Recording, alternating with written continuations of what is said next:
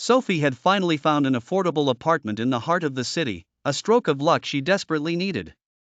The building was old but had a certain charm that appealed to her. As she unpacked her possessions that first night, she noticed a door at the end of the dimly lit hallway. It was a heavy, wooden door with intricate carvings, much different from the others in the building. Curious but weary from moving, she decided she would explore it another time. Exhaustion led her to bed early, but her rest was disturbed by faint whispers. Barely audible at first, they seemed to be calling her name. Sophie. Sophie. She sat up in bed, her heart pounding, but dismissed it as her imagination playing tricks. The following night, the whispers became louder, more insistent. They seemed to emanate from the mysterious door in the hallway. Neighbors were uneasy when she mentioned it, their eyes darting away. "Don't ever go near that door," warned Mrs. Fletcher, an elderly woman who had lived there for decades. But as nights passed, Sophie's resolve weakened.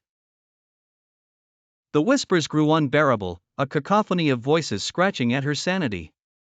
One stormy night, unable to take it any longer, she approached the door, the whispers crescendoing into a demonic chorus.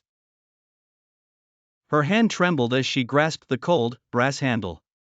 "Sophie," they screamed in unison as she swung the door open. A blast of cold air engulfed her, and she felt herself being pulled into a void. In the darkness, she could make out shadowy figures, their eyes glowing in otherworldly blue. They whispered secrets of the building's haunted past, a tale of a tragic fire and restless spirits. Sophie struggled to break free, but the door's pull was too strong. She was trapped. In her apartment, her screams echoed unheard, fading into the apartment's old walls.